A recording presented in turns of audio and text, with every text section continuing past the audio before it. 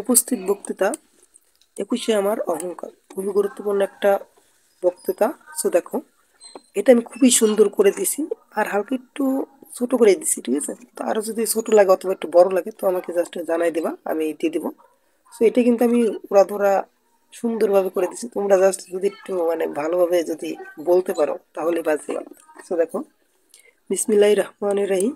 সম্মানিত সভাপতি, শ্রদ্ধেয় শিক্ষকবৃন্দ এবং প্রিয় সহপাঠীরা, আসসালামু আলাইকুম। আজ আমি কথা বলবো এমন এক বিষয়ে যা শুধু একটি তারিখ নয়, এটি আমাদের অস্তিত্বের অংশ, আমাদের গর্ব, আমাদের অহংকার। আর সেটি হলো 21শে ফেব্রুয়ারি, আমার অহংকার। বন্ধুরা, কল্পনা করুন, যদি আজ আমরা বাংলায় কথা বলতে না পারতাম, যদি আমাদের মায়ের ভাষা কেড়ে নেওয়া হতো। 1947 সালে দেশভাগের পর পাকিস্তানি শাসক গোষ্ঠী আমাদের মাতৃভাষাকে দমিয়ে রাখতে চেয়েছিল।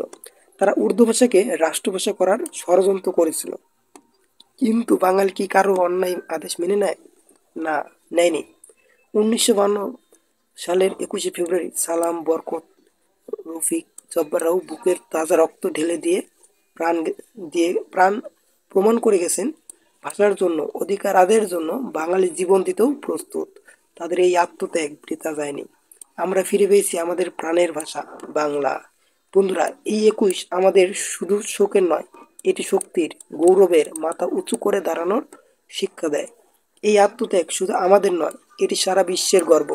তাই তো ইউনেস্কো 21 ফেব্রুয়ারিকে আন্তর্জাতিক মাতৃভাষা দিবস হিসেবেও স্বীকৃতি দিয়েছে।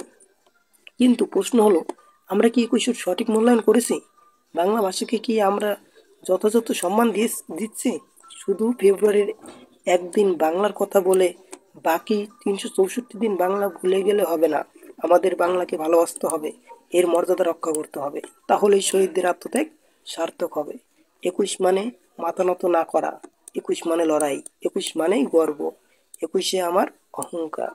জয় বাংলা, জয় 21। আসসালামু আলাইকুম। সেইবার বাজেমাত হবেই, গ্যারান্টি। জাস্ট তোমরা একটু চোগলাই, ঠিক আছে, বলবা তাহলেই হয়ে যাবে, আর কিছু করতে হবে না। তো আরো যদি কোনো বক্তৃতা লাগে তো অবশ্যই কমেন্টে জানিয়ে দিবা। তো আজকে এই পর্যন্তই, দেখা হচ্ছে নতুন আরেকটি ভিডিওতে। আল্লাহ হাফিজ। ও হ্যাঁ, অবশ্যই আমার চ্যানেলটিকে সাবস্ক্রাইব করে দিও।